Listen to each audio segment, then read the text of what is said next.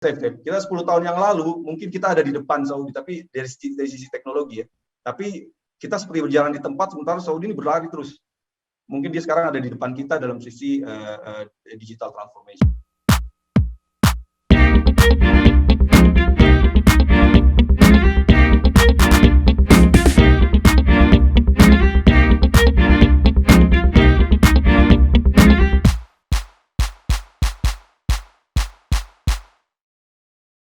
Salah satunya masa depan yang dapat diterima yang kita bangun bersama adalah untuk bahasa ini adalah dengan membuatnya menjadi yang terdepan.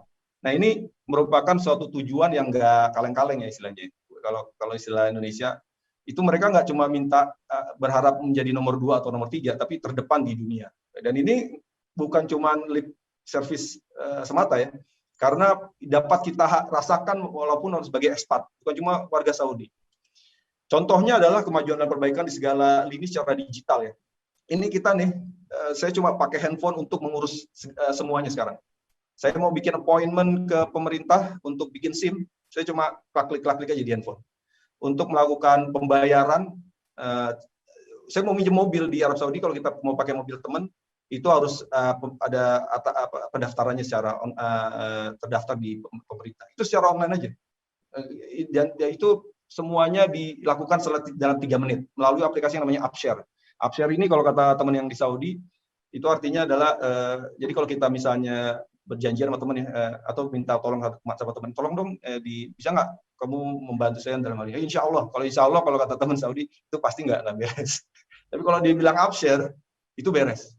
Nah, aplikasi ini, Upshare.sa, itu adalah aplikasi yang benar-benar bisa membuat semuanya insya Allah beres. Nah, saya mesti pakai insya Allah karena kadang-kadang juga ada masalah. Namanya juga aplikasi sistem ya, Mas Teguh pasti mengerti dengan itu. Dia menyediakan 187 pelayanan ini menurut sumber yang tadi saya sebutkan ya.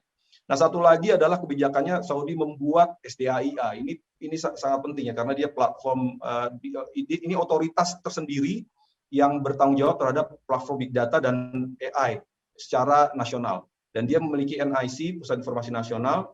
Nah, kalau Pak Dr. Fahmi kan lalu menyebut-nyebut tentang aplikasi Tawakal, nah ini besutan SDAIA. Dan mereka yang membuat. Jadi semua aplikasi, jadi sekarang di Saudi ini semuanya ada di handphone. Mau vaksinasi, itu ada di Tawakal. Jadi ini sesuatu yang bisa kita bawa, saya pikir waktu saya sama istri ngobrol, ini kenapa nggak ada di Indonesia ya? Di Indonesia itu, Mas Teguh mungkin tahu, itu bejibun istilahnya tenaga ahli IT. Mulai dari, ya, dan itu teman-teman saya ada jadi CTO, CEO, dan direktur riset dan segala macam. Itu sayang sekali kalau nggak bisa bikin yang simpel seperti ini. Maksudnya bukan simpel ya, maksudnya memungkinkan. Tawakal aplikasi untuk COVID itu waktu COVID terjadi kan belum ada. Bulan Desember ya, bulan Desember. Bulan Maret kasus pertama datang di Saudi juga belum ada. 2 bulan kemudian, tahu aplikasinya ada, gitu. Nah, itu kan sesuatu. Saya juga tahu di Indonesia ada e-hack ya, aplikasi e-hack. Cuma kalau kita bandingkan, saya pakai e-hack dan pakai Tawakalna, itu jauh sekali dari sisi UX, dari sisi fitur dan yang disediakan. Pendaftaran vaksinasi itu dari aplikasi. Di Indonesia, saya kalau nggak gerilya di grup-grup WhatsApp, itu keluarga saya mungkin nggak dapat vaksin. Jadi saya ini gerilya di grup WhatsApp SMA, grup WhatsApp kuliah, kalau ada berita yang masuk, ada vaksin di sini. Entah itu hoax atau bukan, saya kirim ke keluarga. Langsung aja daftar vaksin. Pokoknya random aja. Alhamdulillah sekarang hampir 90% keluarga saya udah divaksin di Indonesia, itu bermodalkan dengan cara sporadis seperti itu. Tapi di sini semuanya terstruktur.